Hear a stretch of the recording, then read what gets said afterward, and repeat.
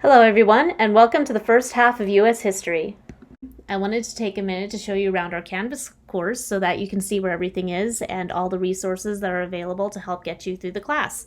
So let's go ahead and get started. When you go to your dashboard, you'll see something that looks like this. It'll have all your classes. These are my classes, but we'll go into the first half of American history here. You may or may not be in this section, but it doesn't matter because the sections all look the same. So this is the very first page that you're going to see. It's our home page, and all of these are buttons. The layout may look a little different depending on the size of your computer screen and whether you're looking at it on a computer, an iPad, a phone, but this is basically the layout that you're going to see. So the most important button here is the modules button. You'll see it says start here, but I'm actually going to save this for last in our tour so I can show you everything else first before we get started on the nitty-gritty of the class. So the first thing I want to show you is actually the syllabus page. If you click here, you can see the syllabus. It's available there. You can download it, print it, or you can just leave it on this page and refer back to it. There's also the course objectives down there.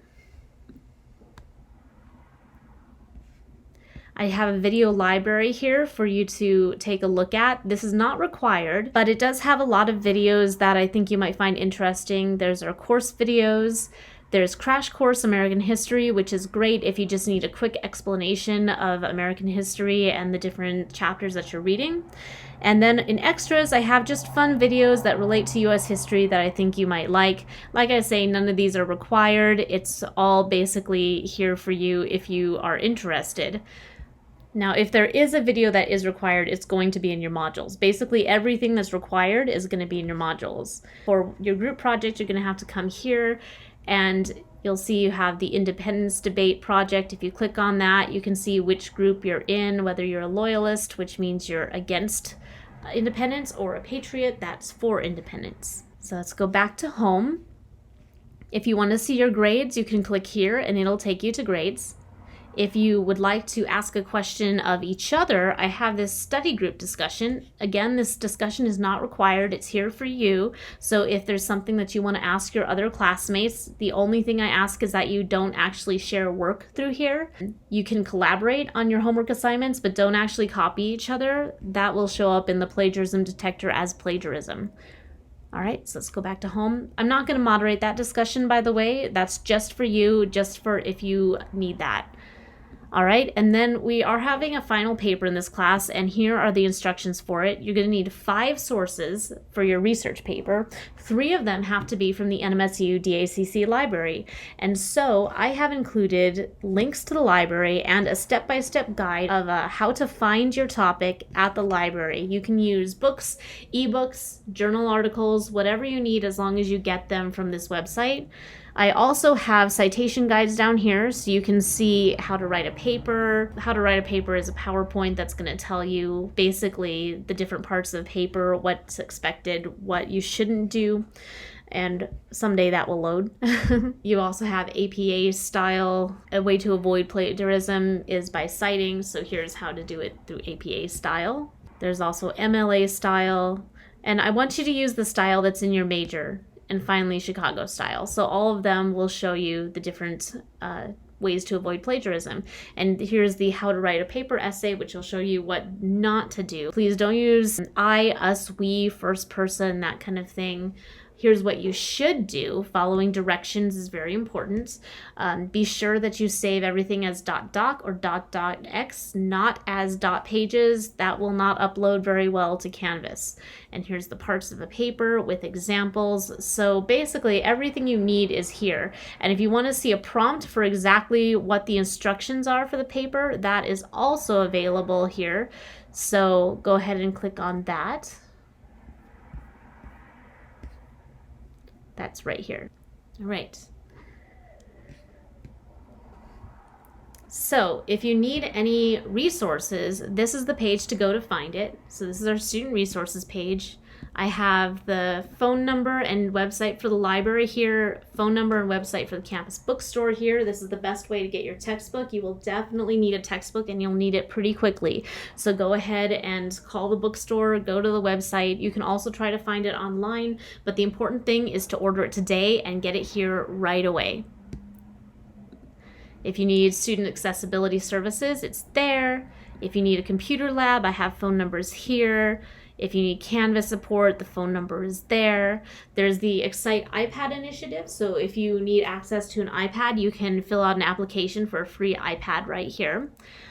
If you need Office, then these are the instructions for downloading Office and iPad-specific instructions. You do get Office free through DACC, and please use that when uploading to Canvas because it works a lot better than the Apple products. I have an Apple computer myself. I know they're very good. They just don't work well with Canvas, so please use Microsoft Office.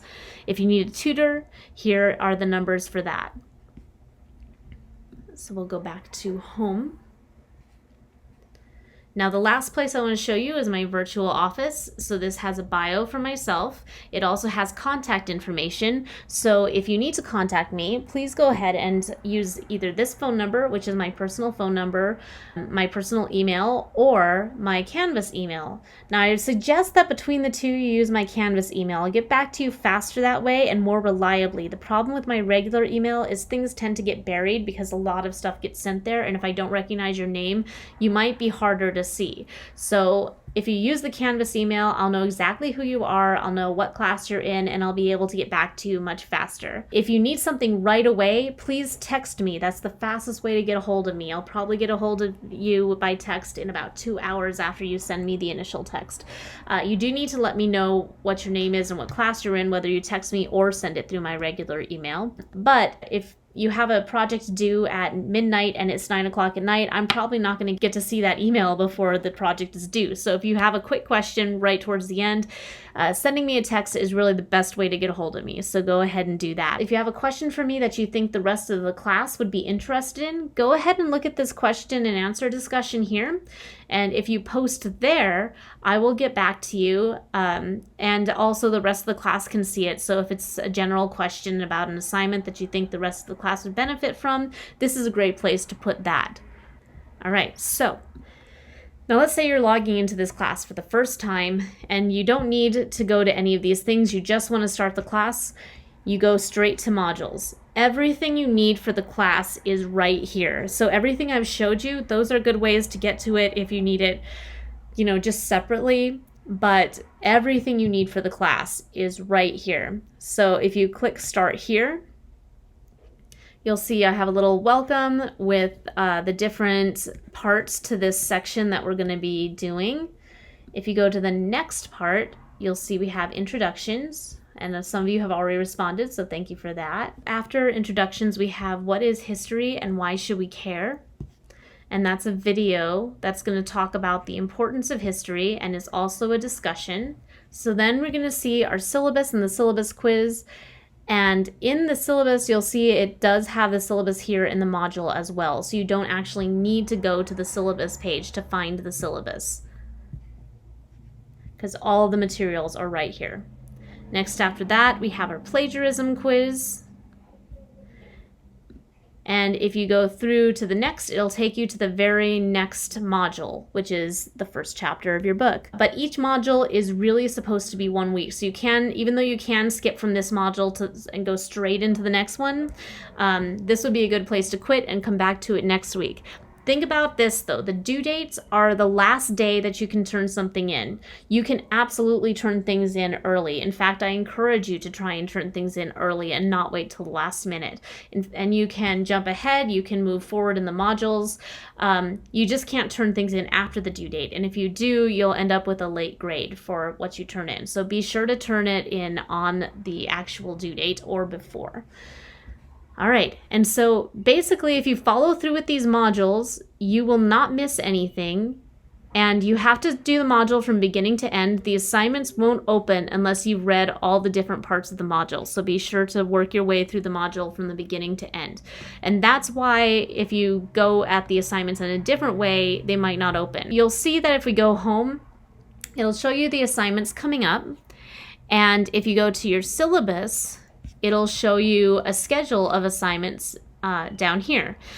Now, even though you can click on these and go to them, I recommend not doing that. I would really prefer you just go to modules and work your way through this way. That's the only way to make sure that you get everything that you need. and that you stay on track with the class. It's really easy to miss something if you go at it a different way. So I cannot stress enough how important it is to go through the modules. You can also expand and close these. So I can close this one up if I'm done with it and expand the next one. And so that way you can keep track of exactly where you are in the class. So that is your Canvas page for the first half of American history. If you have any questions on that, please let me know. And if you have any suggestions as to how I can make it better, I'd like to know that too. So go ahead and contact me at any of those numbers or emails that I mentioned. And I'm looking forward to sharing this class with you this semester.